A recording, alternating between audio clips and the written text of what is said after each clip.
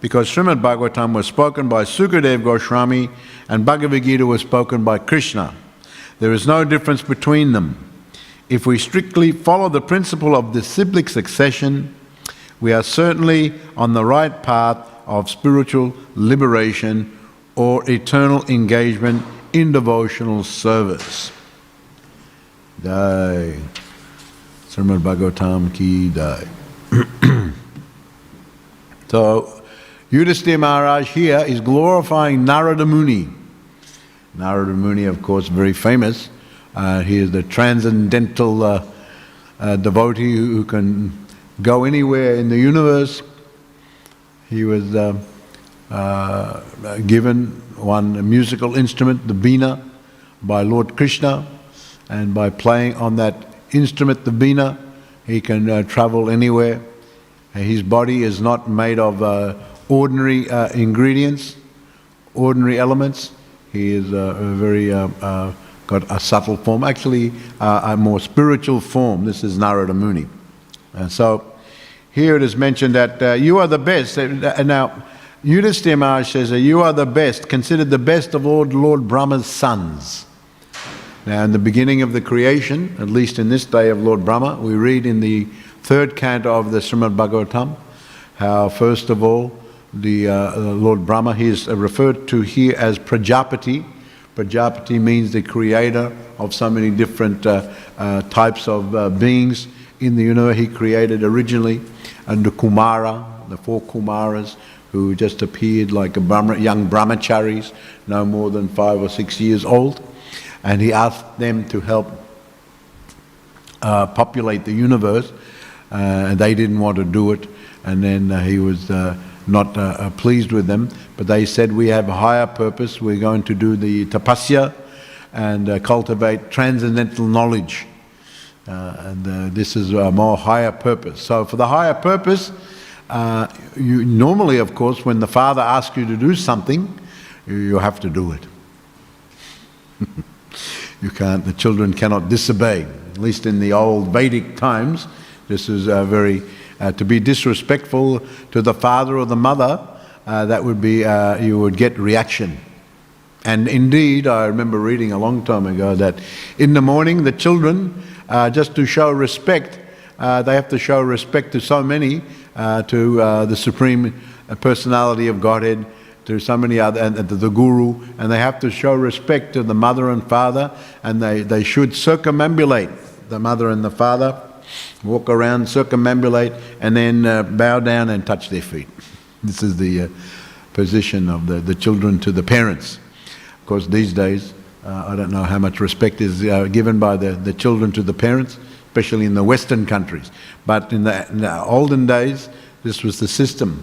So it's not expected that the Kumaras, being directly asked by Lord Brahma to help populate the universe, this was his mission, because he had to fulfill the desires of the living entities and the arrangement of the Supreme Personality of God. And therefore Lord Brahma, the first created being in the universe, he is like the Prajapati, the father, he directly asked, and they said, no, we can't do that. So this is a very unusual thing, especially in those times. But they said for the higher purpose. So it is mentioned that for the higher purpose, not whimsically you can just do it. You should follow all directions from seniors, and especially if the seniors are very exalted personalities, and like Lord Brahma, and all the Shastras and great rishis and so on and so forth. And one should be very respectful to them. But for the higher purpose, sometimes giving forward the reason, and the Kumaras didn't. So then they said that from the Lord Shiva came next, he was the next. And then of course after Lord Shiva, Brahma created others. And the Manasaputra, the 10 mind-created sons of Lord Brahma. Actually you can read in the 3rd canto of the Śrīmad Bhāgavatam, there's some nice paintings of that also, where Lord Brahma is there and you see different personalities. They appeared from the mind, but they appeared from the different parts of his body. Daksha, I remember, from the thumb, and Kratu, and there was Pulaha, Pulasya, Atri, Vashishta was another one, and also Brigu was another one. The direct sons, they were the Manasaputra, direct from the mind, very, very elevated personalities. They appeared from the different parts of the body of Lord Brahma. And then, of course, Narad Muni. Narad Muni is mentioned. He appeared from the heart of Lord Brahma, the deliberation, and he is always extolling the virtues of the Supreme Personality of Godhead. He's always talking about bhakti, devotion. So, Yudhisthira Maharaj, who is very, very exalted himself, Yudhisthira Maharaj, the emperor, and also known as the emblem of Dharma, he is also known as Dharmaraj. And so he is very exalted personality himself. And he is praising Narad Muni. And Prabhupada praises Narad Muni in many places, in Śrīmad Bhāgavatam. So many others praise Narad Muni. He's a very, very exalted personality. And here Yudhisthira is the best son of Lord Brahma, because of the... now here also I mentioned, here the reasons that he is detached from the world. He has all the cities. It is said actually that the residents of the higher planetary systems, now there are different mystic cities where you have different powers, Lagima, Anima, Prapti and so on. You become lighter than the lightest. You can go to faraway places just at the blink of an eye. You can change your shape. You can control things. You can influence people's minds. You can do so many things. These are mystic cities. And sometimes the yogis, when practicing yoga, they would try to acquire these different types of perfections, cities. But it is said that those residents who are on the higher planetary systems, especially even above Svaga, the Mahaloka, Janaloka, Tapaloka and Brahmaloka, when they are born there in those planetary systems, they automatically have these cities. So these powers. But of course for a great devotee like Narad Muni, these sort of powers are not very important. Someone may be very inclined to getting powers and be able to control people's minds or go any place or take anything from anywhere, whatever they desire. But the devotee is not really interested. Sometimes, if it comes in handy for the service of the Lord, maybe someone can utilize one of these cities to enhance the service of the Lord. But Narad Muni, of course, he's interested. He's always doing the meditation. He's always thinking of Krishna. He's always chanting the name of Lord Narayan and Krishna. He's praising the Supreme. And here in the next verse, it is mentioned how he compiled wonderful shastras. Like here, it is also the Bhakti Sutra. Bhakti Sutra is there that Prabhupada that you can get the Bhakti Sutra, Narada Bhakti Sutra. You can get that book. It's available. You can actually get it online. And Prabhupada did translate. Prabhupada had the idea. Srila Prabhupada had the idea to publish that book. And there are 84, as I said, the Bhakti Sutra. Sutra means just short little stanzas or short little statements encapsulating the principles of bhakti. This is Narad Muni, and it is said there are 84. He compiled 84 of these stanzas, and it became known as the Narada Bhakti Sutra. So there's 84 stanzas, and Prabhupada had started to comment and translated 13 of them. 13, and wrote commentary on these 13 very short statements by Narad Muni. Very, very beautiful. You can read it.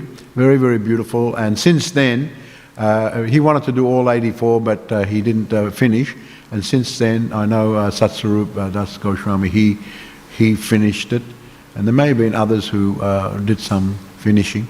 But you can get that Satsarup Goswami, he's compiled it all with commentaries from the Acharyas. And he's compiled it in 5 chapters, I believe. So that's a very wonderful book. Narada Bhakti Sutra. Another famous book, of course, is Narada Pancharatna. Narada Pancharatna, which we very much follow in ISKCON. This is the Panchatriki Marga. So many things are there. It's a more longer work. It was heard. Now, Narada Muni mentions here that he heard this knowledge from Lord Naranarayan. Lord Naranarayan. And Lord Naranarayan, he lives in Badrik Ashram in the Himalayas. I've been there a few times myself to the Badrik Ashram. When you go, especially in the summer season, it's very popular in India to go to the Himalaya. It's very hot in the summer season, and many people go on the pilgrimage to the Himalaya. They go to the Badrik Ashram, they go to Gangotri, Yamunotri, and Kedarnath, and so many places there. One can go to the holy places, and there is a temple at Badrinath, Badrik Ashram, Lord Badrinarayan. There's a whole story there about Lord Badrinarayan, the form of Lord Narayan, who was practicing meditation for many thousands of years there, and even through the sun was shining on his head. It said that Lakshmi Devi came in the form of a Badri tree, and came over him and to give him shelter. So that is Lord Badri Narayan. He's in the temple there. When you go there, you can go in the temple, and you can have the darshan of Lord Badri Narayan at Badrik Ashram.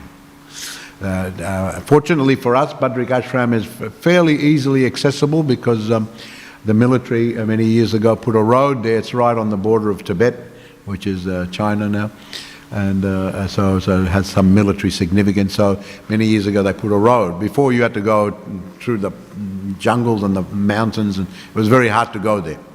And then of course you can go to Gangotri, Yamunotri, Kedarnath, so many. They're a little bit more harder to go to.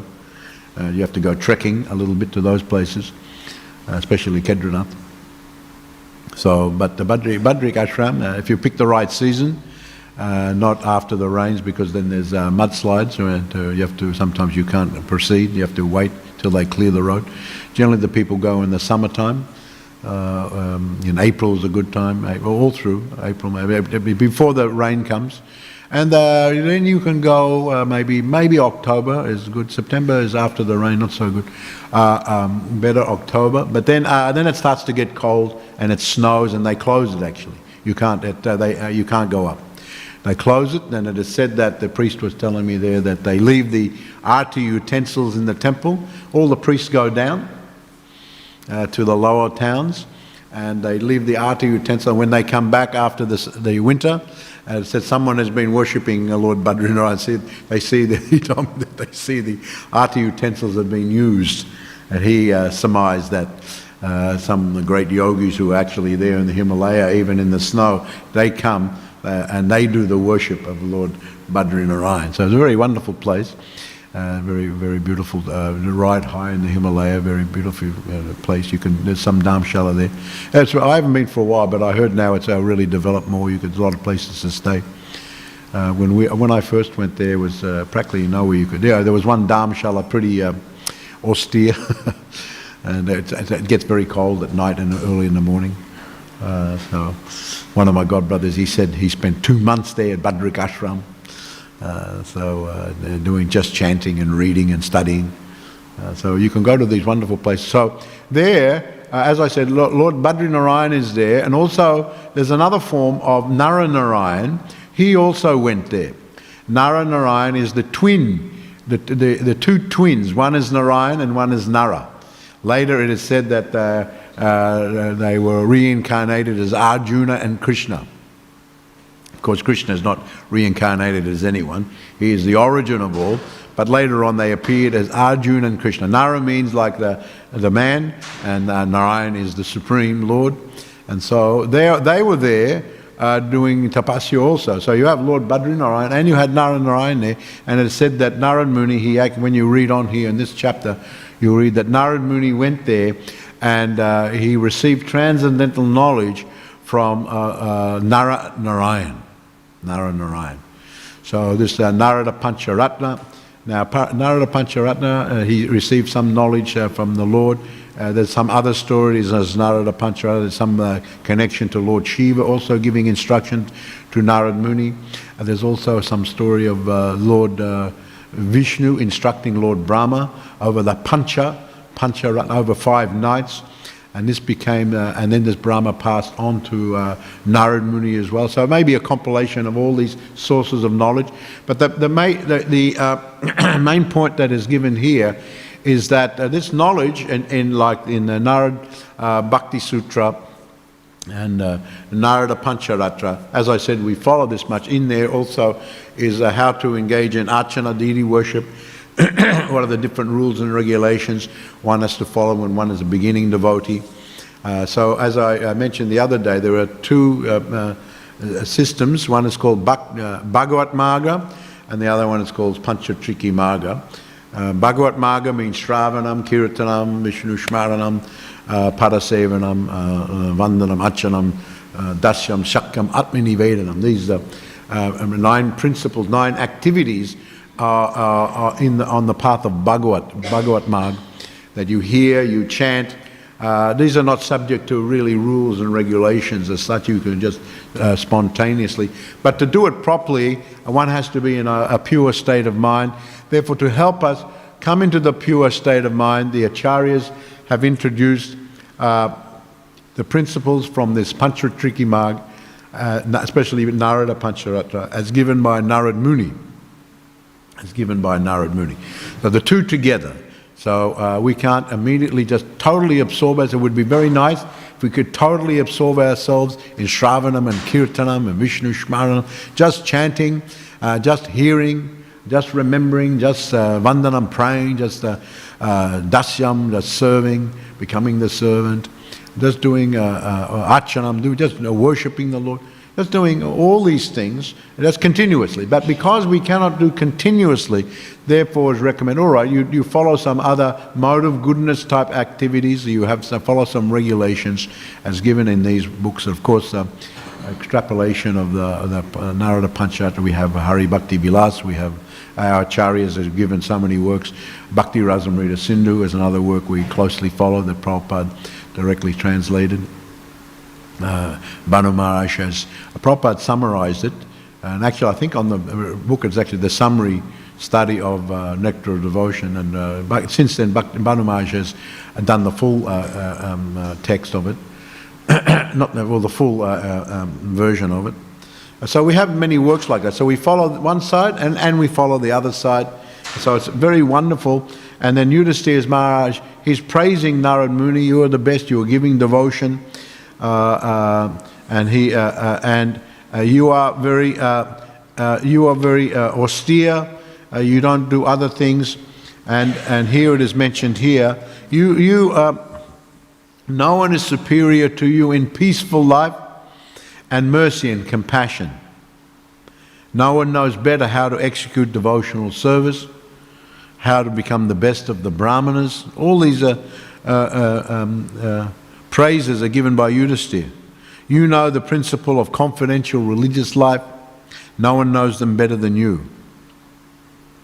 So, so to become actually happy, there's one verse in the Bhagavad Gita where Krishna says that unless one has a transcendental mind and intelligence, there is no question of becoming peaceful.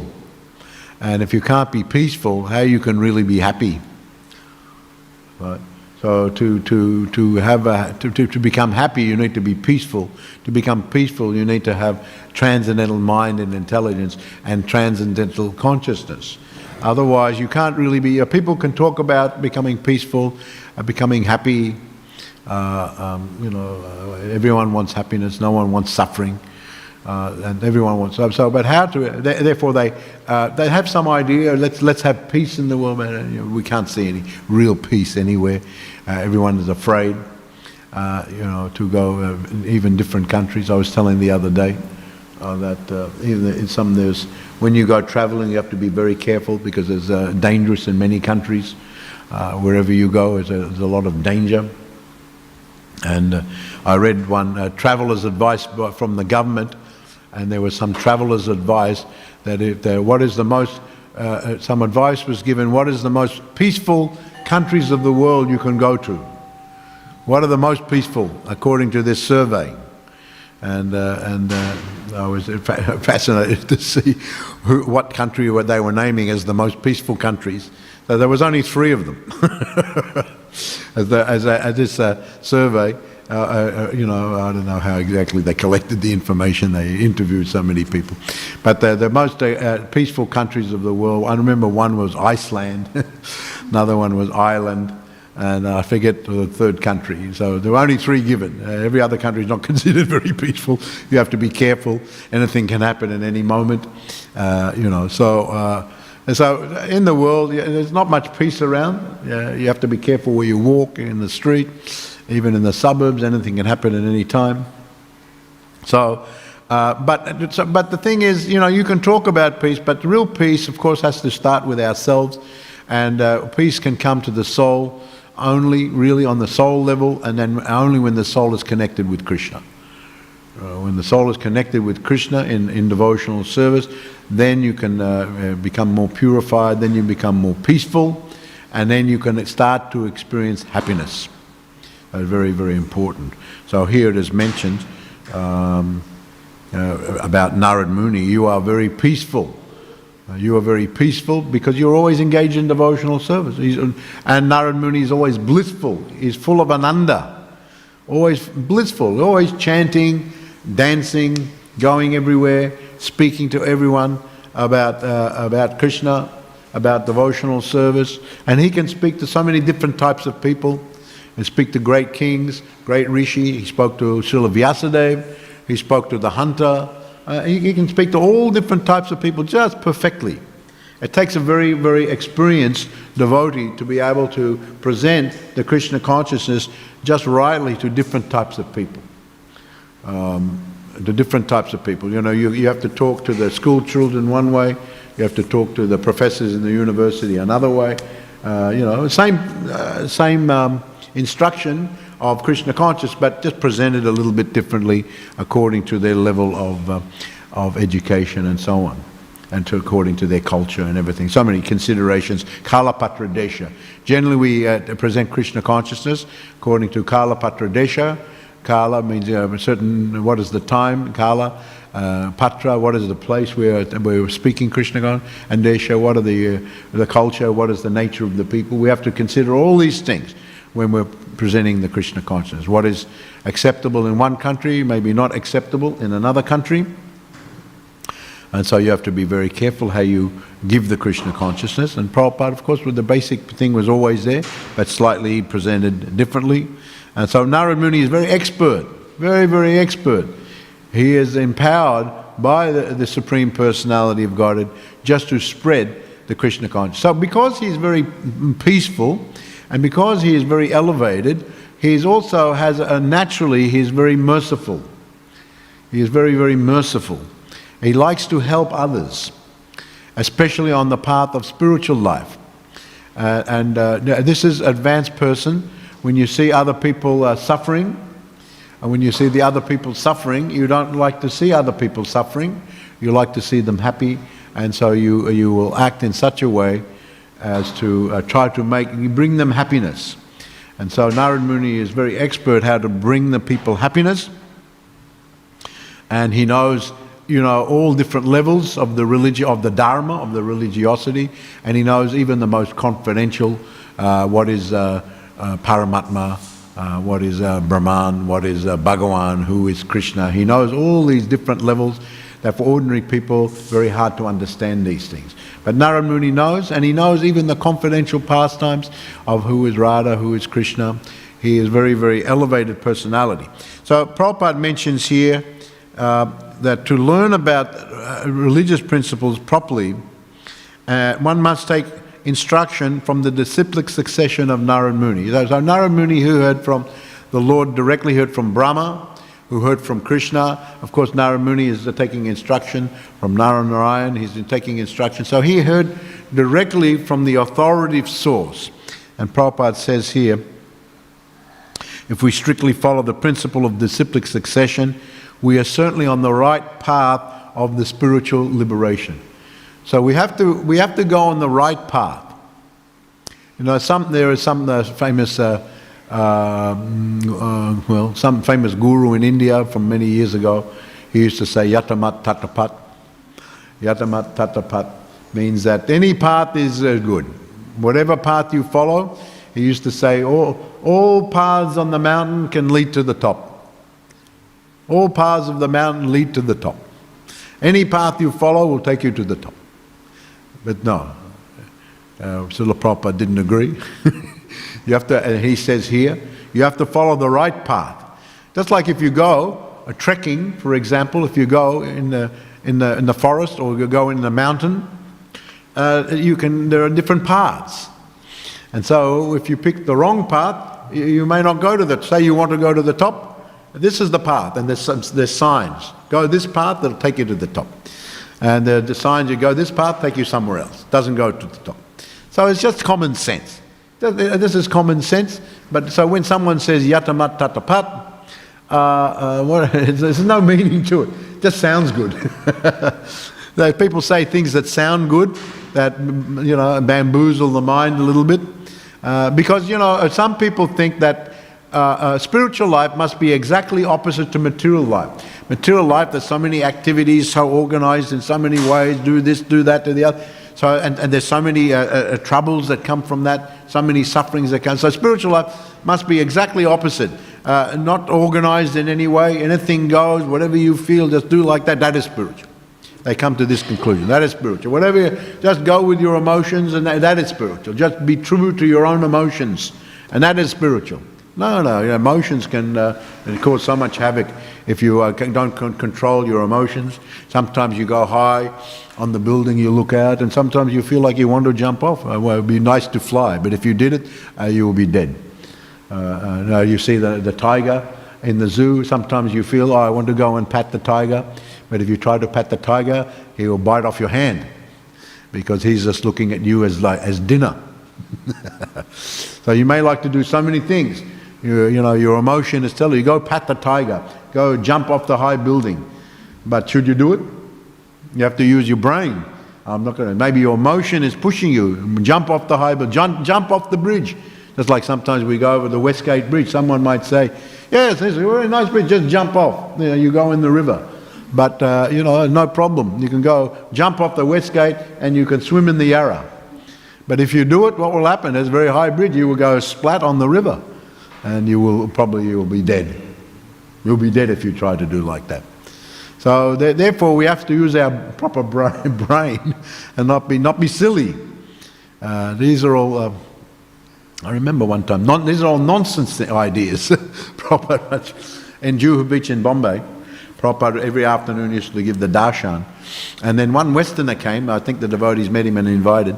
And so he came, and then Prabhupada was talking with him, and he said, so what do you understand about it? And do you understand anything about the spiritual life? Yeah. And he started saying, yes, well, I think that somehow or other the connection is that in Egypt there's the pyramids, and I think that the aliens came and they made the pyramids, and then they give so many instructions are there about, you know, there's ancient Egyptian and ancient... And he was talking for a while, and Prabhupada stopped and he said, these are all nonsense things.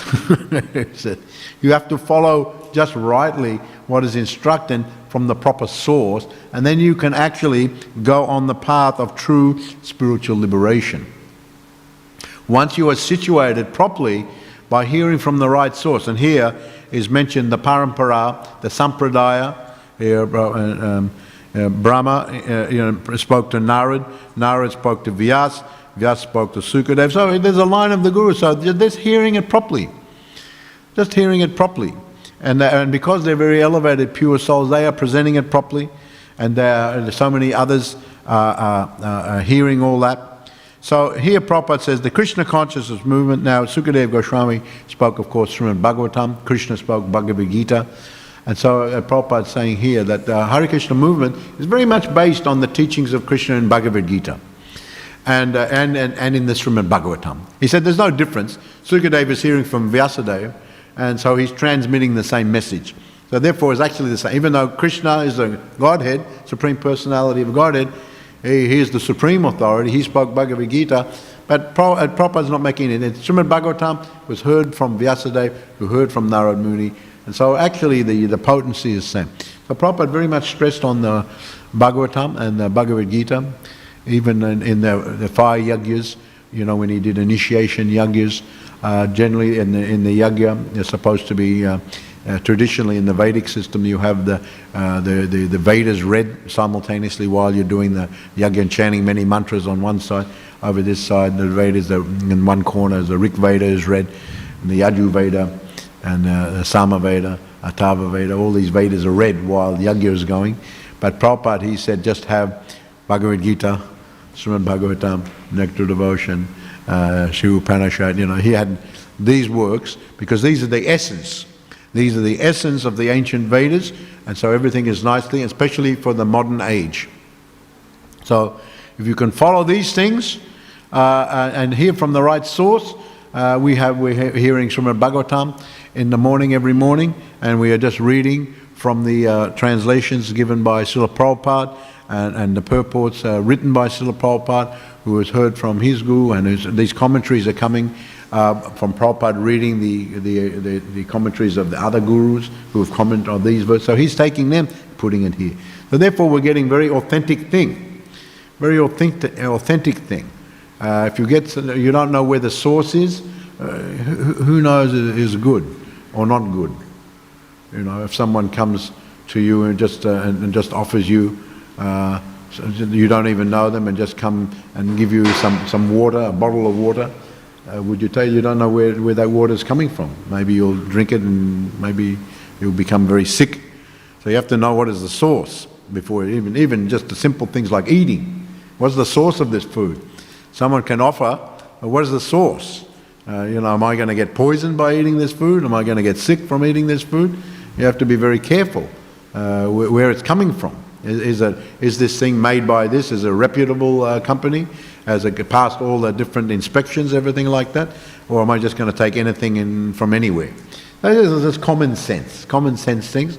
So same in spiritual life. It's not exactly opposite, but it is a more higher level, more purified level. You take it from the right source, the authority, then it has great power, great effect. So, Hare Krishna. So we can read this again. No one is superior to you in peaceful life and mercy, and no one knows better than you how to execute devotional service or how to become the best of the brahmanas. Therefore you know all the principles of confidential religious life, and no one knows them better than you. Does anyone have any question in regard to today's verses? Yes.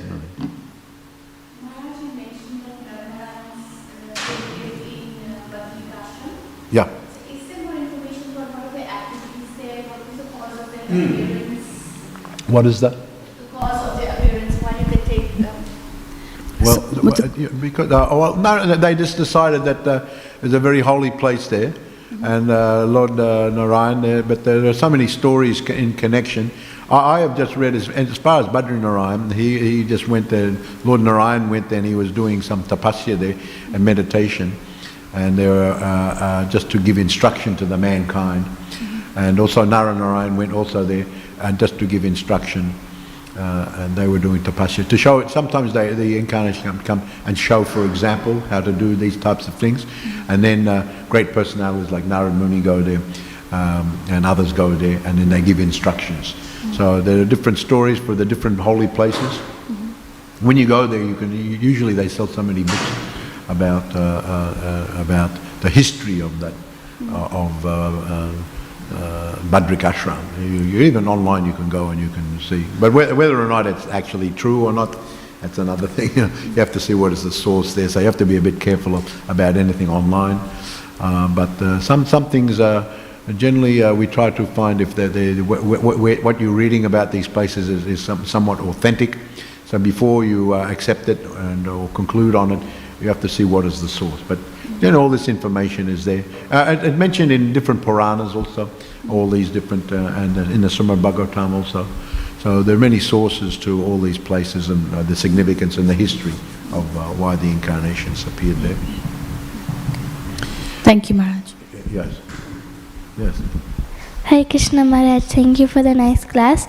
Maharaj, you mentioned how Narad Muni had a spiritual body to preach far and wide. So my question is, why did not Krishna give Prabhupada a spiritual body to preach far and wide?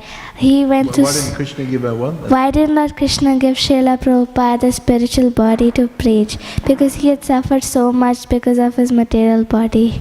I'm just trying to follow your question. Why didn't Krishna give Srila Prabhupada a spiritual body to preach? Prabhupada has a spiritual body underneath the material body, and that's always there. And why didn't Krishna give him a spiritual body to what? Preach far and wide, because when he was preaching, continue his preaching. Yeah, because when he was preaching, he had to suffer a lot. Like he had to suffer.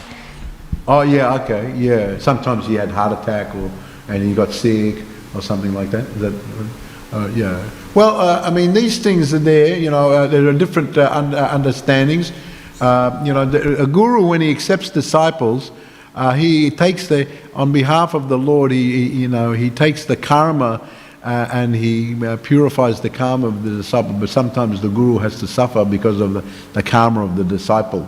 So sometimes he gets suffering, but generally it's very much reduced because he's very dear to Krishna. But at the same time, sometimes Krishna uses great devotees as example that even when there is suffering on the body, they are still remain Krishna conscious. They don't go away from Krishna. And we read many stories like that. Sometimes some devotees may ask, why this one was a very dear devotee of Krishna, why Krishna made them suffer? So like Prahlad Maharaj, his father tried to kill him. And Dhruva Maharaj, he went to the forest. So why? But the Acharyas explain that sometimes Krishna, just to show the people in general, how even in the most provoking and distressing circumstances, these great devotees have to suffer something, but they remain very fixed in Krishna. They don't go away. So Krishna tries to show an example, because we're beginning devotees, very easily we go away. Very easily. But when we read these stories of the great devotees, how they had to suffer so much, but Haridas Thakur had to get whipped, and someone may say, why Krishna, why Lord Chaitanya allowed it? But actually it is mentioned that Krishna empowers them to not feel the suffering so much. Just like Haridas Thakur, who was whipped in 22 marketplaces, and then his body was thrown in the Ganga, and then he came out, he was still alive, and then he met Lord Chaitanya, and he said, when I was getting whipped, I didn't feel anything. And then Lord Chaitanya, he turned around and he said, that's because I took the whips on my back. And he showed all the whip marks on his back. He said, you didn't feel, I took it. So sometimes the Lord does like that. So we don't know exactly. Krishna has a very great plan, and he sometimes uses great devotees like Prahlad Maharaj, Haridas Thakur, and Srila Prabhupada for showing certain things to people in general. We give up very easily, but we see these great devotees, even in such distressing, they don't give up. So why should we give up over a little thing? And then of course, at the end of his life, Krishna had a different plan for Prabhupada to come back with him. Lord Chaitanya took him, maybe now he's preaching somewhere else. We don't know exactly. So we don't know exactly, we're beginning devotees, so we don't know exactly how Krishna is thinking and what Krishna is doing. But we should understand that Krishna looks after everyone, and especially his very dear devotees. So wherever they are doing very dear service to the Supreme Personality of Godhead. Does that answer your question, right? Yes, thank you. Okay. All right, yes, one last question. Hare Krishna Maharaj. Talking about the peacefulness, and we should listen Bhagavatam, and then we should chant to get the purification. What was the first thing you said? We should what? No, my question is like when we listen to the Bhagavatam. Oh, when we listen to the Bhagavatam. Sometimes our mind is going there and everywhere. Sometimes? But yeah, mostly. But you mean sometimes you're paying attention? Yeah. In that condition, do we still get the purification from the Bhagavatam? Well, just to come in the temple room, you're becoming purified. And just to hear Bhagavatam, You know, I remember when Srila Prabhupada opened the Krishna Balaram temple in Vrindavan. It was a big affair, and so many dignitaries came. The chief minister of Uttar Pradesh came down, and Prabhupada was very ill actually at that time. He was very sick. He didn't. I don't think he gave class that morning. I was there, and he came. But he came down when the governor came and other dignitaries came. He got out of bed. He was very sick, but he still came down, and he requested all his disciples to be in the temple room while all the dignitaries, while all the functions, and he spoke in Hindi. Prabhupada spoke in Hindi, and he said that even I'm speaking this transit, still you come and you sit there, and even you don't understand Hindi, but you'll be purified. Just by the sound vibration of the Bhagavatam and by the sound vibration of the Krishna's instructions, even if you don't understand the language, you'll be purified. But of course, if you can understand and be more better, then you can, when you understand, you can act on that. But still, just to be here, so if you're not paying attention or distracted, there's some purification, but better to pay attention, and then you'll get even more benefit. So we should try very much to pay attention to the message of the Bhagavatam and hear. And then you'll make so much rapid advancement on the path of devotional service. Thank you, Maharaj. Yes, yes. Hare Krishna, Ramai Swami. You gave a very nice description of Bhadrika and it's a really wonderful place. I happened to go there in 1974.